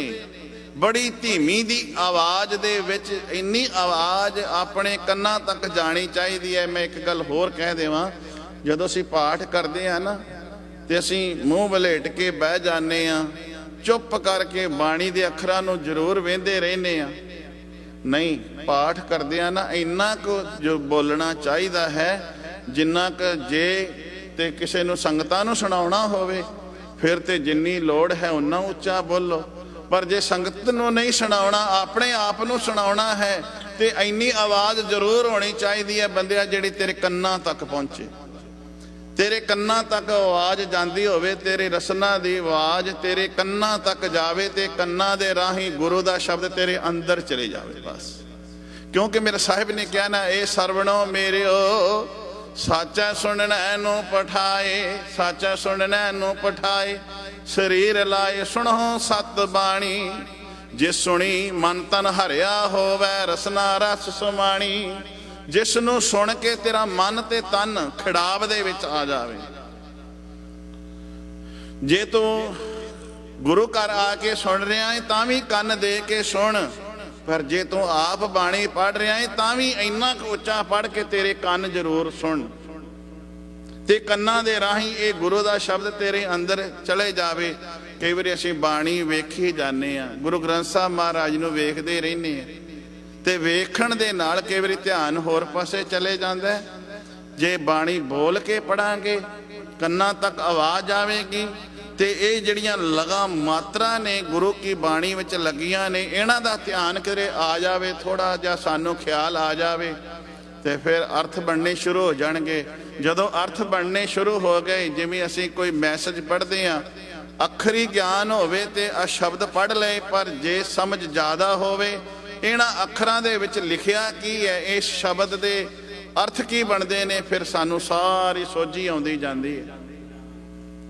ਜੇ ਅਰਥ ਪਤਾ ਲੱਗ ਜਾਣਗੇ ਨਾ, ਤੇ ਫਿਰ ਅੰਦਰ ਗੁਰੂ ਦੀ ਰਮਜ ਚੱਲਣੀ ਸ਼ੁਰੂ ਹੋ ਜਾਏਗੀ, ਰਮਜ ਸਮਝ ਦੇ ਵਿੱਚ ਬਦਲਣੀ ਸ਼ੁਰੂ ਹੋ ਜਾਏਗੀ। ਮੇਰੇ ਸਾਹਿਬ ਜੀ ਕਹਿੰਦੇ ਨੇ, ਸਾਧੂ ਜਨ, ਸਾਧੂ ਜਨ ਤੋਂ ਭਾਵ ਹੈ ਗੁਰਮੁਖ ਜਨ, ਰੱਬ ਦੇ ਪਿਆਰੇ, ਰਾਮ ਰਮੇ ਹੋਏ ਪਰਮਾਤਮਾ ਨੂੰ, ਸਰਬ ਵਿਆਪਕ ਨੂੰ, ਜਿਹੜਾ ਵਿੱਚੇ ਧਰਤੀ ਵਿੱਚੇ ਪਾਣੀ ਵਿੱਚ ਕਾਸ਼ਟ ਅਗਨ ਧਰੀਜਾ ਜਿਸ ਨੂੰ ਕਹਿੰਦੇ ਆ।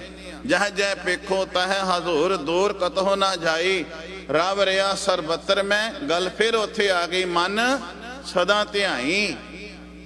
ਮਨ ਨੂੰ ਆਖਿਆ ਮੇਰੇ ਮਨਾ ਤੂੰ ਉਹਨੂੰ ਧਿਆਈ ਜਿਹੜਾ ਸਾਰੀਆਂ ਥਾਵਾਂ ਤੇ ਰਮਿਆ ਹੋਇਆ, ਵਿਆਪਕ ਹੈ। ਤੇ ਮਨ ਨੂੰ ਇਹ ਵੀ ਆਖਿਆ, ਮਨ ਰੇ ਕੌਣ ਕੋ ਮਤ ਤੈ ਲੀਨੀ, ਹੇ ਮਨਾ ਤੂੰ ਭੈੜੀ ਮਤ ਨਾ ਲੈ, ਤੂੰ ਚੰਗੀ ਮਤ ਲੈ। ਹੁਣ ਭੈੜੀ ਮਤ ਲੈਣ ਲਈ ਕਿਧਰੇ ਕੋਸ਼ਿਸ਼ ਨਹੀਂ ਕਰਨੀ ਪੈਂਦੀ, ਭੈੜੀ ਮਤ ਆਟੋਮੈਟਿਕਲੀ ਆ ਜਾਂਦੀ ਹੈ। ਕੋ ਮਤ ਕਿਧਰੇ ਸਿਖਾਉਣ ਦੇ ਲਈ ਕਿਸੇ ਨੇ ਅੱਜ ਤੱਕ ਸਕੂਲੇ ਨਹੀਂ ਪਾਇਆ ਬੱਚੇ ਨੂੰ ਵੀ ਤੂੰ ਫਲਾਨੀ ਥਾਂ ਤੇ ਜਾ ਤੇ ਭੈੜੀ ਮਤ ਸਿੱਖ ਕੇ ਆ। ਇਹ ਭੈੜੀ ਮਤ ਤੇ ਆਟੋਮੈਟਿਕਲੀ ਆ ਜਾਂਦੀ ਹੈ, ਲੈਣ ਜਾਣ ਦੀ ਲੋੜ ਨਹੀਂ ਪੈਂਦੀ। ਇਹ ਮਾੜੀ ਮਤ ਆਪਣੇ ਆਪ ਆ ਜਾਂਦੀ ਹੈ। ਹਾਂ, ਆ ਹਨੇਰੇ ਨੂੰ ਦੂਰ ਕਰਨ ਵਾਸਤੇ ਦੀਵਾ, ਇਹ ਲਾਈਟ, ਇਹ ਝੂਮਰ ਆਪਾਂ ਅੰਦਰ ਜਗਾਏ ਹੋਏ ਨੇ, ਪਰ ਹਨੇਰੇ ਨੂੰ ਬਾਹਰੋਂ ਲਿਆਉਣ ਵਾਸਤੇ ਕੋਈ ਯਤਨ ਕਰਨ ਦੀ ਲੋੜ ਨਹੀਂ ਹੈ। ਹਨੇਰੇ ਨੇ ਆਟੋਮੈਟਿਕਲੀ ਆ ਜਾਣਾ, ਉਹਦਾ ਸੁਭਾਅ ਹੈ। ਹਨੇਰੇ ਨੂੰ ਦੂਰ ਕਰਨ ਵਾਸਤੇ ਕੋਈ ਯਤਨ ਨਹੀਂ ਕਰਨਾ ਪੈਂਦਾ। ਧਰਤੀ ਤੋਂ ਪਾਣੀ ਉੱਚੇ ਲੈਵਲ ਤੇ ਉਚਾਈ ਤੇ ਪਹੁੰਚਾਉਣਾ ਹੋਵੇ ਤੇ ਬੜਾ ਯਤਨ ਕਰਨੇ ਪੈਂਦੇ ਨੇ, ਤੇ ਉੱਤੋਂ ਪਾਣੀ ਜੇ ਥੱਲੇ ਨੂੰ ਲਿਆਉਣਾ ਹੋਵੇ ਤੇ ਕੋਈ ਯਤਨ ਨਹੀਂ ਕਰਨਾ ਪੈਂਦਾ, ਆਪਣੇ ਆਪ ਹੀ ਆ ਜਾਂਦਾ ਹੈ। ਹਨੇਰਾ ਆਟੋਮੈਟਿਕਲੀ ਆਉਂਦਾ ਹੈ, ਗਿਆਨ ਨਹੀਂ ਆਉਂਦਾ। ਗਿਆਨ ਦੇ ਲਈ ਬਹੁਤ ਕੁਝ ਕਰਨਾ ਪੈਂਦਾ ਹੈ। ਮੇਰੇ ਸਾਹਿਬ ਜੀ ਕਹਿੰਦੇ ਨੇ, ਸਾਧੂ ਜਨ ਰਾਮ, ਸਾਧੂ ਗੁਰਮੁਖ ਰੱਬ ਦੇ ਪਿਆਰੇ ਭਗਤ ਜਨ, ਉਹ ਰਾਮ ਰਮੇ ਹੋਏ ਪਰਮਾਤਮਾ ਦੇ ਗੁਣ ਗਾਉਂਦੇ ਨੇ। ਕਾਹਦੇ ਨਾਲ? ਰਸਨਾ ਰਸਨ ਵਖਾਣੀ, ਸਾਧੂ ਜਨ ਰਾਮ ਰਸਨ ਵਖਾਣੀ। ਰਸਨ ਕਿਹਨੂੰ ਕਹਿੰਦੇ ਨੇ? ਜਿਬ ਨੂੰ। ਜਦੋਂ ਇਹ ਜਿਬ ਤਾਂ ਹੈ, ਮੈਂ ਤਾਂ ਕਿਹਾ ਕਿ ਜਦੋਂ ਇਹ ਬਹਿਸ ਕਰਦੀ ਹੈ, ਮਾੜੇ ਬੋਲ ਬੋਲਦੀ ਹੈ, ਇਹ ਬੋਲ ਮਾੜੇ ਬੋਲ ਕੇ ਕਿਸੇ ਦੇ ਕੰਨਾਂ ਦੇ ਰਾਹੀਂ ਅੰਦਰ ਵਿਕਾਰਾਂ ਦਾ ਕੂੜਾ ਭਰਦੀ ਹੈ, ਕੂੜ ਬੋਲਦੀ ਹੈ, ਉਦੋਂ ਇਹ ਰਸਨਾ ਨਹੀਂ ਅਖਵਾਉਂਦੀ, ਉਦੋਂ ਇਹ ਜਿਬ ਅਖਵਾਉਂਦੀ ਹੈ। ਕਈ ਵਾਰੀ ਦੋ ਬੰਦੇ ਆਪਸ ਵਿੱਚ ਬਹਿਸ ਕਰ ਰਹੇ ਹੋਣ ਤੇ ਕਹਿੰਦੇ ਨੇ, ਕਈ ਕੋਲੋਂ ਲੰਘਦੇ ਨੇ, ਕਹਿੰਦੇ ਨੇ ਫਲਾਣੇ ਦੀ ਬੜੀ ਜਿਬ ਚੱਲ ਰਹੀ ਹੈ। ਉਦੋਂ ਕਦੀ ਕਿਸੇ ਨੇ ਕਿਹਾ ਵੀ ਫਲਾਣੇ ਦੀ ਬੜੀ ਰਸਨਾ ਚੱਲ ਰਹੀ ਹੈ? ਨਹੀਂ, ਉਦੋਂ ਜਿਬ ਕਿਹਾ ਜਾਂਦਾ ਹੈ। ਪਰ ਜਦੋਂ ਇਹ ਰਸਨਾ ਉਦੋਂ ਅਖਵਾਉਂਦੀ ਹੈ ਜਦੋਂ ਪ੍ਰਮਾਤਮਾ ਦੇ ਨਾਮ ਦਾ ਰਸ ਲੈਂਦੀ ਹੈ, ਉਦੋਂ ਇਹ ਰਸਨਾ ਬਣ ਜਾਂਦੀ ਹੈ। ਧੰਨ ਗੁਰੂ ਅਮਰਦਾਸ ਜੀ ਕਹਿੰਦੇ ਨੇ, ਇਹ ਰਸਨਾ ਤੂੰ ਅਨਰਸ ਰਾਚ ਰਹੀ, ਤੇਰੀ ਪਿਆਸ ਨਾ ਜਾਏ, ਪਿਆਸ ਨਾ ਜਾਏ, ਤੇਰੀ ਪਿਆਸ ਨਹੀਂ ਜਾ ਸਕਦੀ ਜਿੰਨਾ ਚਿਰ ਤੂੰ ਮਰਜ਼ੀ ਬੋਲੀ ਜਾ, ਜਿੰਨਾ ਚਿਰ ਜੋ ਮਰਜ਼ੀ ਆਖੀ ਜਾ। ਹਾਂ, ਤੇਰੀ ਪਿਆਸ ਜਾ ਸਕਦੀ ਹੈ। ਜਿੰਨਾ ਚਿਰ ਤੂੰ ਕੂੜ ਬੋਲ ਰਹੀ ਹੈ, ਤੇਰੀ ਪਿਆਸ ਨਹੀਂ ਬੁਝ ਸਕਦੀ। ਜਦੋਂ ਤੇਰੇ ਅੰਦਰ ਹਰੀ ਪ੍ਰਮਾਤਮਾ ਦੇ ਨਾਮ ਦਾ ਤੂੰ ਰਸ ਲੈਣਾ ਸ਼ੁਰੂ ਕਰ ਦਿੱਤਾ, ਇਹ ਰਸਨਾ ਤੂੰ ਅਨਰਸ ਰਾਚ ਰਹੀ, ਤੇਰੀ ਪਿਆਸ ਨਾ ਜਾਏ, ਪਿਆਸ ਨਾ ਜਾਏ। ਤੇਰੀ ਜਿਚਰ ਹਰ ਰਸ ਪੱਲੇ ਨਾ ਪਾਏ, ਜਿੰਨਾ ਚਿਰ ਹਰੀ ਪਰਮਾਤਮਾ ਦੇ ਨਾਮ ਦਾ ਰਸ ਨਹੀਂ ਨਾ ਮਾਣਦੀ, ਉਹਨਾਂ ਚਿਰ ਤੇਰੀ ਪਿਆਸ ਨਹੀਂ ਜਾ ਸਕਦੀ। ਹੁਣ ਜਿਨ੍ਹਾਂ ਨੇ ਹਰੀ ਪਰਮਾਤਮਾ ਦੇ ਨਾਮ ਦਾ ਰਸ ਮਾਣਿਆ ਹੈ, ਉਹਨਾਂ ਦੀ ਪਿਆਸ ਮੁੱਕ ਜਾਂਦੀ ਹੈ। ਉਹ ਜਿਹੜੀ ਰਸਨਾ ਹੈ ਹੋਰ ਪਾਸੇ ਰਸ ਮਾਣਨ ਵਾਸਤੇ ਨਸਦੀ ਨਹੀਂ, ਉਹ ਤੇ ਰਸਨਾ ਨਾਮ ਦਾ ਰਸ ਲੈਂਦੀ ਹੈ। ਉਸ ਰਸਨਾ ਵਿੱਚੋਂ ਨਾਮ ਦਾ ਰਸ ਆ ਜਾਂਦਾ ਹੈ। ਮੇਰੇ ਪਾਤਸ਼ਾਹ ਜੀ ਕਹਿੰਦੇ ਨੇ, ਵਖਾਣੀ ਬਿਆਨ ਕਰ ਇਸ ਰਸਨਾ ਦੇ ਨਾਲ ਉਸ ਪਰਮਾਤਮਾ ਦੀ ਸਿਫਤ ਸਲਾਹ। ਤੇ ਗੁਰੂ ਸਾਹਿਬ ਜੀ ਪੁੱਛੀਏ, ਪਾਤਸ਼ਾਹ ਜੀ ਰਸਨਾ ਨਾਲ ਉਸ ਮਾਲਕ ਦੀ ਸਿਫਤ ਕਰੀਏ, ਰਸਨਾ ਨਾਲ ਉਸ ਮਾਲਕ ਦੇ ਗੁਣ ਗਾਈਏ। ਹਰ ਕੋਈ ਕੰਮ ਕਰਦਾ ਹੈ ਤੇ ਕਹਿੰਦਾ ਇਹਦੇ ਵਿੱਚੋਂ ਮੈਨੂੰ ਕੀ ਪ੍ਰੋਫਿਟ ਹੋਏਗਾ, ਮੈਨੂੰ ਲਾਭ ਕੀ ਹੋਏਗਾ। ਨਿੱਕੇ ਜਿਹੇ ਨਿਆਣੇ ਨੂੰ ਕੰਮ ਕਹੀਏ ਨਾ ਵੀ ਆਹ ਕਰ, ਕਹਿੰਦਾ ਮੇਰਾ ਹੀ ਇਹਦੇ 'ਚ ਪੱਤੀ ਕਿੰਨੀ ਹੋਏਗੀ, ਮੈਨੂੰ ਕੀ ਮਿਲੇਗਾ ਇਹਦੇ ਵਿੱਚੋਂ। ਤੇ ਬੰਦਾ ਵੀ ਕਹਿੰਦਾ ਵੀ ਗੁਰਦੁਆਰੇ ਜਾਈਏ ਕੀ ਮਿਲੇਗਾ, ਬਾਣੀ ਪੜ੍ਹੀਏ ਕੀ ਮਿਲੇਗਾ, ਅੰਮ੍ਰਿਤ ਵੇਲੇ ਰਾਤ ਅੱਧੀ ਰਾਤ ਨੂੰ ਉੱਠ ਕੇ ਬਈਏ ਕੀ ਮਿਲੇਗਾ। ਹਰ ਇੱਕ ਚੀਜ਼, ਹਰ ਇੱਕ ਬੰਦਾ ਹੀ ਕਹਿੰਦਾ ਮੈਨੂੰ ਵੀ ਕੁਝ ਮਿਲਣਾ ਚਾਹੀਦਾ, ਅੱਧੀ ਰਾਤ ਨੂੰ ਉੱਠਾਂ, ਗੁਰਦੁਆਰੇ ਉੱਠ ਕੇ ਜਾਵਾਂ, ਮੈਨੂੰ ਮਿਲੇਗਾ ਕੀ। ਤੇ ਮੇਰੇ ਪਾਤਸ਼ਾਹ ਪਤਾ ਕਹਿੰਦੇ ਨੇ ਕੀ ਮਿਲੇਗਾ ਤੈਨੂੰ, ਜਦੋਂ ਤੂੰ ਰੱਬ ਦਾ ਨਾਂ ਜਪੇਂਗਾ। ਫਿਰ ਕੀ ਕਹਿੰਦੇ ਨੇ, ਜਿਸ ਸਿਮਰਤ ਦੁੱਖ ਸਭ ਜਾਏ। ਤੂੰ ਜਦੋਂ ਉਸ ਪਰਮਾਤਮਾ ਦਾ ਸਿਮਰਨ ਕਰੇਗਾ ਨਾ, ਬਾਣੀ ਰਾਹੀਂ ਉਸ ਮਾਲਕ ਨੂੰ ਗਾਏਗਾ ਨਾ, ਉਹਦੀ ਸਿਫਤ ਕਰੇਗਾ ਨਾ, ਜਦੋਂ ਤੂੰ ਰਸਨਾ ਦੇ ਨਾਲ ਉਸ ਮਾਲਕ ਨੂੰ ਜਪਣਾ ਸ਼ੁਰੂ ਕਰ ਦਿੱਤਾ ਨਾ, ਪਤਾ ਫਿਰ ਕੀ ਹੋਵੇਗਾ। ਜਿਸ ਦਾ ਸਿਮਰਨ ਤੂੰ ਕਰੇਗਾ ਉਹ ਤੇਰੇ ਸਾਰੇ ਦੁੱਖ ਹਰਨ ਕਰ ਦੇਗਾ। ਤੇਰੇ ਅੰਦਰ ਦੇ ਤੇਰੇ ਕਲੇਸ਼, ਜਿਸ ਨੂੰ ਰੋਜ਼ ਪੜ੍ਹਦਿਆਂ ਤੀਨੇ ਤਾਪ ਨਿਵਾਰਨ ਹਾਰਾ, ਦੁੱਖ ਹੰਤਾ ਸੁਖ ਰਾਸ, ਤਾਂ ਕੋ ਵਿਗਨ ਨਾ ਕੋ ਲੱਗਿਆ, ਜਾਂ ਕੀ ਪ੍ਰਭ ਆਗੇ ਅਰਦਾਸ। ਤੇਰੇ ਮਨ ਦੇ, ਤੇਰੇ ਤਨ ਦੇ ਕਰਕੇ ਵੀ ਅਸੀਂ ਰੋਗੀ ਹਾਂ, ਤੇ ਮਨ ਕਰਕੇ ਵੀ ਅਸੀਂ ਸੋਗੀ ਹਾਂ। ਤਨ ਕਰਕੇ ਰੋਗੀ ਹਾਂ ਤੇ ਮਨ ਕਰਕੇ ਸੋਗੀ ਹਾਂ। ਮਨ ਦੇ ਵਿੱਚ ਸੋਗ ਚੱਲਦਾ ਰਹਿੰਦਾ ਸੀ, ਮਨ ਕਰਕੇ ਸੋਗੀ ਹਾਂ। ਕਹਿੰਦੇ ਨੇ ਫਲਾਣਿਆ ਕਰੇ ਸੋਗ ਪਿਆ ਹੀ, ਕਿਵੇਂ ਚੁੱਪ ਕਰਕੇ ਬੈਠਿਆ ਹੈ। ਬਜ਼ੁਰਗ ਆਮ ਸਿਆਣੇ ਕਹਿੰਦੇ ਹੁੰਦੇ ਸਨ, ਜਦੋਂ ਗੁੱਸਾ ਕਰਨਾ ਵੀ ਕਿਵੇਂ ਚੁੱਪ ਕਰਕੇ ਬੈਠਾ ਹੈ, ਕੋਈ ਸੋਗ ਪਿਆ ਹੀ। ਮੇਰੇ ਪਾਤਸ਼ਾਹ ਕਹਿੰਦੇ ਨੇ, ਬੰਦੇ ਦੇ ਮਨ ਦੇ ਵਿੱਚ ਦਿਨੇ ਰਾਤ ਹੀ ਸੋਗ ਪਿਆ ਰਹਿੰਦਾ, ਸੋਗੀ ਹੈ ਮਨ ਕਰਕੇ, ਤੇ ਤਨ ਕਰਕੇ ਰੋਗੀ ਹੈ। ਬੰਦਿਆ ਜੇ ਤੂੰ ਗੁਰੂ ਦੀ ਬਾਣੀ ਪੜ੍ਹੇਗਾ, ਸਿਮਰਨ ਕਰੇਗਾ, ਤੇਰੇ ਮਨ ਦੇ ਸੋਗ ਸਾਰੇ ਚਲੇ ਜਾਣਗੇ, ਕਲੇਸ਼ ਚਲੇ ਜਾਣਗੇ, ਤੇ ਤਨ ਦੇ ਰੋਗ ਵੀ ਚਲੇ ਜਾਣਗੇ। ਤਨ ਦੇ ਰੋਗ ਚਲੇ ਜਾਣਗੇ। ਤਨ ਦੇ ਰੋਗ ਕਿਵੇਂ ਚਲੇ ਜਾਣਗੇ?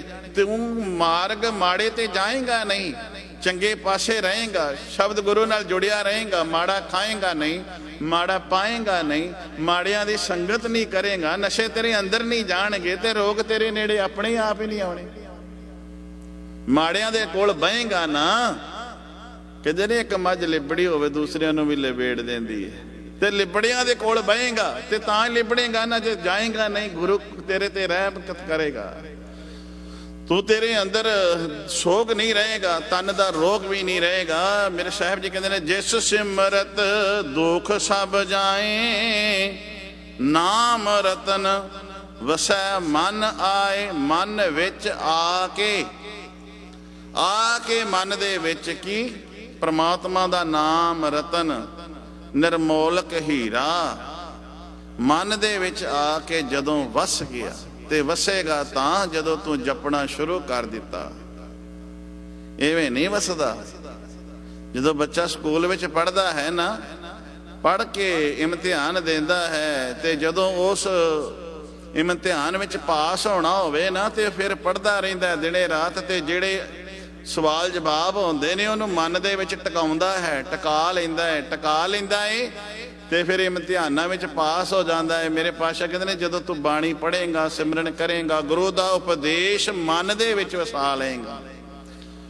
ਨਾਮ ਰਤਨ ਵਸੈ ਮਨ ਆਏ। ਮਨ ਦੇ ਵਿੱਚ ਆ ਕੇ ਜਦੋਂ ਰੱਬ ਦਾ, ਪਰਮਾਤਮਾ ਦਾ ਨਾਮ ਵਸ ਜਾਏਗਾ, ਫਿਰ ਸਾਰੇ ਤੇਰੇ ਤਨ ਦੇ ਰੋਗ ਤੇ ਮਨ ਦਾ ਸੋਗ ਮਿਟ ਜਾਏਗਾ। ਰਹਾਓ। ਅੱਗੇ ਮੇਰਾ ਬਾਪੂ ਕਹਿੰਦਾ, ਏਕ ਬਿਨ ਨਾਹੀ ਦੂਜਾ ਕੋਏ। ਇੱਕ ਪ੍ਰਮਾਤਮਾ ਤੋਂ ਨਾਮ ਤੋਂ ਬਿਨਾ ਹੋਰ ਕਿਸੇ ਦੂਜੇ ਦਾ ਨਹੀਂ ਲੈਣਾ। ਨਾਨਕ ਕੇ ਘਰ ਕੇਵਲ ਨਾਮ। ਨਾਨਕ ਦੇ ਘਰ ਕੇਵਲ ਪਰਮਾਤਮਾ ਦੇ ਨਾਮ ਦੀ ਗੱਲ ਹੈ, ਹੋਰ ਕੋਈ ਗੱਲ ਨਹੀਂ ਹੈ। ਕਈ ਵਾਰੀ ਕਹਿ ਦਿੰਦੇ ਆ, ਕਈ ਕਹਿ ਦਿੰਦੇ ਨੇ ਵੀ ਇੱਥੇ ਬਾਈ ਆਹ ਗੱਲ ਕਰੀ, ਇਸ ਤੋਂ ਇਲਾਵਾ ਹੋਰ ਕੋਈ ਗੱਲ ਨਾ ਕਰੀ। ਇੱਥੇ ਵਾਧੂ ਦੀਆਂ ਗੱਲਾਂ ਕਰਨ ਵਾਸਤੇ ਸਾਡੇ ਕੋਲ ਸਮਾਂ ਨਹੀਂ ਹੈਗਾ। ਕਹਿੰਦੇ ਨੇ ਕਈ ਲੋਕ ਇਸ ਤਰ੍ਹਾਂ ਦੇ ਵੀ ਕਹਿੰਦੇ ਟੂ ਦੀ ਪੁਆਇੰਟ ਗੱਲ ਕਰ, ਜੋ ਤੇਰੇ ਕੋਲ ਹੈ, ਮੇਰੇ ਕੋਲ ਵਾਧੂ ਸਮਾਂ ਨਹੀਂ ਹੈ। ਤੇ ਮੇਰੇ ਬਾਪੂ ਨੇ ਕਿਹਾ, ਬੰਦਿਆ ਤੂੰ ਉਸ ਮਾਲਕ ਦੀ ਟੂ ਦੀ ਪੁਆਇੰਟ ਭਾਵ ਰੱਬ ਦਾ ਸਿਮਰਨ ਕਰੀ ਜਾ, ਹੋਰ ਕੁਝ ਕਰਨ ਦੀ ਲੋੜ ਹੀ ਨਹੀਂ ਹੈ। ਨਾ ਧਰਮ ਦੇ ਨਾਂ ਤੇ ਕਰਮ ਕਾਂਡ ਕਰਨ ਦੀ ਲੋੜ ਹੈ, ਨਾ ਪਾਣੀ ਵਿੱਚ ਡੁੱਬਣ ਦੀ ਲੋੜ ਹੈ, ਗਲ ਗਲ ਵਿੱਚ ਖਲੋਣ ਦੀ, ਤੇ ਨਾ ਪੁੱਠੇ ਲਟਕਣ ਦੀ, ਨਾ ਤੈਨੂੰ ਘਰ ਤੇ ਪਰਿਵਾਰ ਸੰਸਾਰ ਛੱਡਣ ਦੀ ਕੋਈ ਲੋੜ ਨਹੀਂ ਹੈ, ਨਾ ਤੈਨੂੰ ਆਪਣੇ ਤਨ ਨੂੰ ਤਪਾਉਣ ਦੀ। ਤੂੰ ਸੰਸਾਰ ਵਿੱਚ ਰਹਿ, ਪਰਿਵਾਰ ਵਿੱਚ ਰਹਿ, ਸਾਰੀਆਂ ਸੁੱਖ ਸਹੂਲਤਾਂ ਜਿਹੜੀਆਂ ਤੈਨੂੰ ਰੱਬ ਨੇ ਦਿੱਤੀਆਂ ਨੇ ਉਹਨੂੰ ਮਾਣ, ਪਰ ਮਾਣਦਿਆਂ ਹੋਇਆਂ ਧਿਆਨ ਤੇਰਾ ਨਿਰੰਕਾਰ ਨਾਲ ਜੁੜਿਆ ਰਵੇ। ਤਨ ਸੰਸਾਰ ਵਿੱਚ ਰਵੇ ਤੇ ਮਨ ਨਿਰੰਕਾਰ ਨਾਲ ਜੁੜਿਆ ਰਵੇ। ਗੱਲ ਇੰਨੀ ਕੁ ਹੈ, ਗੱਲ ਆ ਹੈ, ਤਨ ਸੰਸਾਰ ਵਿੱਚ ਤੇ ਮਨ ਨਿਰੰਕਾਰ ਨਾਲ ਜੁੜਿਆ ਹੋਣਾ ਚਾਹੀਦਾ। ਜੇ ਤੂੰ ਸੰਸਾਰ ਨੂੰ ਛੱਡ ਕੇ ਜੰਗਲਾਂ ਦੇ ਵਿੱਚ ਜਾ ਕੇ ਬਹਿ ਗਿਓ, ਸਰੀਰ ਕਰਕੇ ਤੂੰ ਉੱਥੇ ਬੈਠ ਗਿਆ, ਮਨ ਕਰਕੇ ਤੂੰ ਪਰਿਵਾਰ ਵਿੱਚ ਤੁਰਿਆ ਫਿਰਦਾ, ਮਨ ਤੇਰਾ ਧੀ ਵਿੱਚ ਤੁਰਿਆ ਫਿਰਦਾ, ਮਨ ਪੁੱਤਰ ਵਿੱਚ ਹੈ, ਇਸਤਰੀ ਦੇ ਵਿੱਚ ਹੈ। ਮੇਰੇ ਹੁਣ ਬਾਲਾਂ ਦਾ ਕੀ ਹੁੰਦਾ ਹੋਵੇਗਾ, ਖਰੇ ਕਿਵੇਂ ਜੇ ਹੋਣਗੇ, ਕੀ ਹਾਲਤ ਹੋਏਗੀ, ਖਾਣ ਨੂੰ ਮਿਲਿਆ ਹੈ ਕਿ ਨਹੀਂ ਮਿਲਿਆ, ਧਿਆਨ ਤੇ ਤੇਰਾ ਉੱਥੇ ਹੀ ਹੈ। ਉਂਝ ਤੂੰ ਸੰਸਾਰ ਛੱਡ ਕੇ ਲੋਕਾਂ ਵਾਸਤੇ ਤੂੰ ਕਹਿੰਦਾ ਮੈਂ ਸਾਰਿਆਂ ਵਾਸਤੇ ਤਿਆਗ ਕਰ ਬੈਠਾ ਵਾਂ। ਤੇ ਮੇਰੇ ਪਾਤਸ਼ਾਹ ਕਹਿੰਦੇ ਨੇ ਤਿਆਗ ਇਹ ਨਹੀਂ ਹੈ ਵੀ ਸੰਸਾਰ ਦਾ ਤਿਆਗ ਕਰ, ਗ੍ਰਸਤੀ ਦਾ ਤਿਆਗ ਕਰ। ਕਈ ਗ੍ਰਸਤੀ ਨਹੀਂ ਹੁੰਦੇ, ਕਹਿੰਦੇ ਨੇ ਨਿਕਾਹ ਨਹੀਂ ਕਰਾਉਣਾ, ਵਿਆਹ ਨਹੀਂ ਕਰਾਉਣਾ। ਫਲਾਣੇ ਨੇ ਤੇ ਬਾਬੇ ਨੇ ਸਾਰਾ ਪਰਿਵਾਰ ਹੀ ਛੱਡ ਦਿੱਤਾ, ਸਾਰਾ ਘਰ-ਬਾਰ ਛੱਡਿਆ ਹੋਇਆ। ਉਹ ਤੇ ਇੱਕੋ ਹੀ ਰੱਬ ਦਾ ਨਾਂ ਲੈਂਦਾ, ਉਹ ਤੇ ਉਹਨੂੰ ਹੀ ਪਤਾ ਵੀ ਰੱਬ ਦਾ ਨਾਂ ਲੈਂਦਾ ਕਿ ਘਰ ਵਾਲਿਆਂ ਦਾ ਨਾਂ ਲੈਂਦਾ, ਕਿ ਕੋਈ ਖੇਡ ਬਣਾਈ ਹੋਈ ਹੈ। ਇਹ ਤੇ ਦਾਤੇ ਨੂੰ ਹੀ ਪਤਾ ਹੈ। ਮੇਰੇ ਬਾਪੂ ਨੇ ਕਿਹਾ ਪਰਮਾਤਮਾ ਦਾ ਨਾਂ ਲੈਣਾ ਹੈ ਤੇ ਪਰਿਵਾਰ ਵਿੱਚ ਰਹਿ ਕੇ, ਸੰਸਾਰ ਦੇ ਵਿੱਚ ਰਹਿ ਕੇ ਨਿਰੰਕਾਰ ਨਾਲ ਜੁੜਿਆ ਰਹਿ। ਨਹੀਂ, ਇਹ ਨਾ ਹੋਵੇ ਤੂੰ ਜੰਗਲ ਵਿੱਚ ਬੈਠਾ ਹੋਵੇ, ਭਭੂਤੀ ਪਾਈ ਹੋਵੇ, ਲੰਮੀਆਂ ਜੜਾਵਾਂ ਬਣਾਈਆਂ ਹੋਣ, ਤਨ ਤੋਂ ਬਸਤਰ ਲਾਏ ਹੋਣ, ਭੁੱਖਾ ਨੰਗਾ ਰਹਿ ਕੇ ਤਨ ਨੂੰ ਤਪਾਵੇ ਵੀ, ਦੁਖੀ ਵੀ ਕਰੇ ਤੇ ਰੱਬ ਤੈਨੂੰ ਫਿਰ ਵੀ ਨਾ ਮਿਲੇ। ਮੇਰੇ ਪਾਤਸ਼ਾਹ ਕਹਿੰਦੇ ਨੇ ਉਹ ਤੇ ਸਮਾਂ ਅਸਫਲ ਹੋ ਗਿਆ। ਤਨ ਕਰਕੇ ਤੂੰ ਸੰਸਾਰ ਵਿੱਚ ਰਹਿ, ਮਨ ਕਰਕੇ ਨਿਰੰਕਾਰ। ਤੂੰ ਜੰਗਲ ਵਿੱਚ ਆਪੇ ਰਹਿ ਰਿਹਾ, ਤਨ ਕਰਕੇ। ਮਨ ਤੇਰਾ ਪਰਿਵਾਰ ਦੇ ਵਿੱਚ ਤੁਰਿਆ ਫਿਰਦਾ, ਸੰਸਾਰ ਦੀਆਂ ਲੋੜਾਂ ਵਿੱਚ ਤੁਰਿਆ ਫਿਰਦਾ। ਮੇਰਾ ਸਤਿਗੁਰ ਕਹਿੰਦਾ ਗ੍ਰਹਿ ਤਜ ਬਨ ਖੰਡ ਜਾਈਐ। ਤਜ ਕਹਿੰਦੇ ਨੇ ਛੱਡ ਕੇ ਘਰ ਨੂੰ, ਬਨ ਜੰਗਲ ਦੇ ਕਿਸੇ ਟੁਕੜੇ ਵਿੱਚ ਜਾ ਲੁਕਣਾ, ਜਾਂ ਕਿਸੇ ਗੁਫਾ ਵਿੱਚ ਜਾਣਾ, ਜਾਂ ਇਹ ਦੋਨਾਂ ਦੇ ਵਿੱਚ ਚਲੇ ਜਾਣਾ। ਜਿਹੜੀਆਂ ਪਹਾੜੀਆਂ ਹੁੰਦੀਆਂ ਨੇ ਉਹਨਾਂ ਵਿੱਚ ਡੂੰਘੀਆਂ ਥਾਵਾਂ ਹੁੰਦੀਆਂ, ਉੱਥੇ ਜਾ ਕੇ ਬਹਿ ਜਾਣਾ। ਗ੍ਰਹਿ ਤਜ ਬਨ ਖੰਡ ਜਾਈਐ, ਚੁਨ ਖਾਈਐ ਕੰਦਾ। ਅਧੋਂ ਬੇਕਾਰ ਨ ਛੋੜਈ, ਪਾਪੀ ਮਨ ਮੰਦਾ। ਇਹ ਪਾਪੀ ਮਨ ਨੇ ਫਿਰ ਵਿਕਾਰ ਤੇ ਉੱਥੇ ਵੀ ਨਾ ਛੱਡੇ। ਗੱਲ ਤਾਂ ਇਹ ਸੀ ਵਿਕਾਰ ਛੱਡਣੇ ਸਨ, ਸੰਸਾਰ ਨਹੀਂ ਛੱਡਣਾ ਸੀ। ਤਿਆਗਨ ਤਿਆਗਨ ਨੀਕਾ, ਕਾਮ ਕ੍ਰੋਧ ਲੋਭ ਤਿਆਗਣਾ।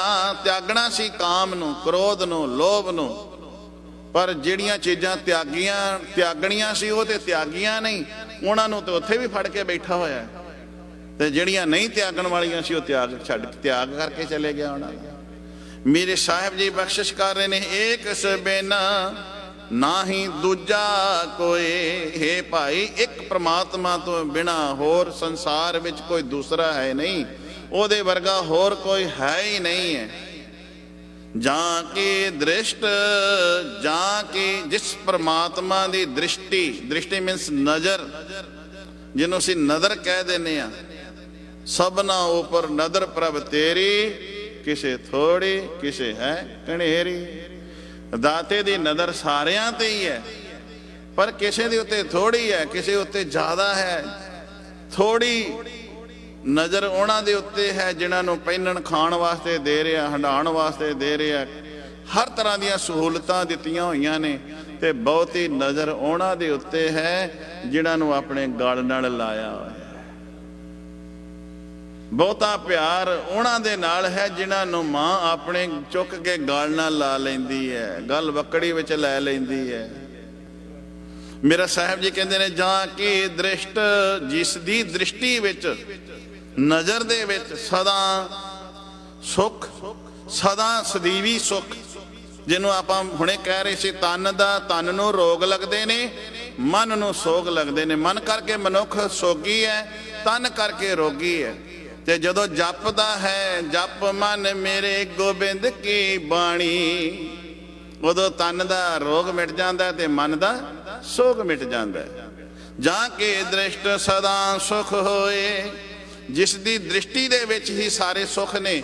ਸ਼੍ਰੀ ਹਰਿ ਕ੍ਰਿਸ਼ਨ ਤਿਹਾਈਐ, ਜਿਸ ਡਿਠੈ ਸਭ ਦੁਖ ਜਾਏ। ਜਾਂ ਕਿ ਦ੍ਰਿਸ਼ਟ, ਜਿਸ ਪ੍ਰਮਾਤਮਾ ਦੀ ਦ੍ਰਿਸ਼ਟੀ ਅੰਦਰ ਸਦਾ ਸੁਖ ਹੈ, ਸਦੀਵੀ ਸੁਖ ਹੈ। ਮੇਰੇ ਪਾਤਸ਼ਾਹ ਜੀ ਕਹਿੰਦੇ ਨੇ, ਸਾਜਨ ਮੀਤ ਸਖਾ ਕਰ ਏਕ, ਕਰ ਏਕ, ਇੱਕ ਨੂੰ ਹੀ ਸੱਜਣ ਬਣਾ ਲੈ, ਇੱਕ ਨੂੰ ਹੀ ਮਿੱਤਰ ਬਣਾ ਲੈ। ਏਕ, ਕਿਉਂਕਿ ਮੇਰੇ ਸਾਹਿਬ ਜੀ ਕਹਿੰਦੇ ਨੇ, ਏਕ ਬਿਨ ਸਭ ਧੰਦ ਹੈ, ਸਭ ਮਿਥਿਆ ਮੋਹ ਮਾਏ। ਏਕਸ ਬਿਨ, ਇੱਕ ਪ੍ਰਮਾਤਮਾ ਤੋਂ ਬਿਨਾ ਸਾਰੇ ਧੰਦੇ ਹੀ ਨੇ, ਸਾਰੇ ਕਜੀਏ ਬਣ ਕੇ ਰਹਿ ਜਾਂਦੇ ਨੇ। ਇੱਕ ਨਾਲ ਜੋੜਿਆ ਤੇ ਇੱਕ ਨਾਲ ਮੇਰੇ ਇੱਕ ਦੀ ਗੱਲ ਹੀ ਚੱਲ ਰਹੀ ਹੈ। ਮੇਰੇ ਪਾਤਸ਼ਾਹ ਜੀ ਕਹਿੰਦੇ ਨੇ, ਸਖਾ, ਮਿੱਤਰ ਤੇ ਸੱਜਣ, ਜਿਹਨੂੰ ਆਪਾਂ ਕਹਿੰਦੇ ਆ ਸਖਾ, ਸੱਜਣ, ਮਿੱਤਰ। ਗੁਰੂ ਅਰਜਨ ਸਾਹਿਬ ਮਹਾਰਾਜ ਜੀ ਕਹਿੰਦੇ ਨੇ, ਇੱਕ ਨੂੰ ਬਣਾ ਲੈ, ਇੱਕ ਨੂੰ ਆਪਣਾ ਸੱਜਣ, ਮਿੱਤਰ ਤੇ ਸਖਾ ਸੰਬੰਧੀ ਬਣਾ। ਹਰ ਹਰ ਅੱਖਰ ਮਨ ਮਹਿ ਲੇਖ, ਮਨ ਮਹਿ ਲੇਖ, ਅੱਖਰ, ਅੱਖਰ ਲਕੀਰਾਂ, ਲਕੀਰਾਂ ਤੋਂ ਬਣ ਜਾਂਦੀਆਂ, ਚਿੰਨ੍ਹ ਬਣ ਜਾਂਦੇ ਨੇ, ਚਿੰਨ੍ਹਾਂ ਤੋਂ ਬਣ ਜਾਂਦੇ ਨੇ ਸ਼ਬਦ, ਤੇ ਸ਼ਬਦਾਂ ਤੋਂ ਫਿਰ ਬਣ ਜਾਂਦੇ ਨੇ ਬੋਲ। ਜਿਹੜੇ ਆਪਾਂ ਕਿਸੇ ਨੂੰ ਬੋਲ ਕੇ ਕੁਝ ਦੱਸਣਾ ਹੋਵੇ ਨਾ, ਬੋਲ ਕੇ ਨਾ ਦੱਸਿਆ ਜਾ ਸਕਦਾ ਹੋਵੇ, ਤੇ ਫਿਰ ਆਪਾਂ ਲਿਖ ਕੇ ਦੱਸ ਦਿੰਦੇ, ਅੱਖਰ ਬਣ ਗਏ। ਤੇ ਮੇਰੇ ਪਾਤਸ਼ਾਹ ਕਹਿੰਦੇ ਨੇ, ਇਹ ਜਿਹੜੇ ਅੱਖਰ ਨੇ, ਕਿਸੇ ਨੂੰ ਲਿਖ ਕੇ ਅੱਗੇ ਕਰ ਦਈਏ ਤੇ ਜੇ ਉਹ ਬੰਦਾ ਪੜ੍ਹ ਲੈਂਦਾ, ਜੇ ਉਹ ਬੋਲਾ ਹੋਵੇ ਨਾ ਤੇ ਉਹਦੇ ਕੋਲ ਅੱਖਰ ਕੱਢ ਅੱਗੇ ਕਰ ਦਿਓ ਤੇ ਬੋਲਾ ਪੜ੍ਹ ਲਏਗਾ। ਠੀਕ ਹੈ। ਮੇਰੇ ਸਾਹਿਬ ਜੀ ਕਹਿੰਦੇ ਨੇ, ਇਹ ਅੱਖਰ ਜਿਹੜੇ ਹਨ ਅੱਗੇ ਕਰਦੇ ਤੇਰੇ ਪੜ੍ਹੇ ਜਾਣਗੇ।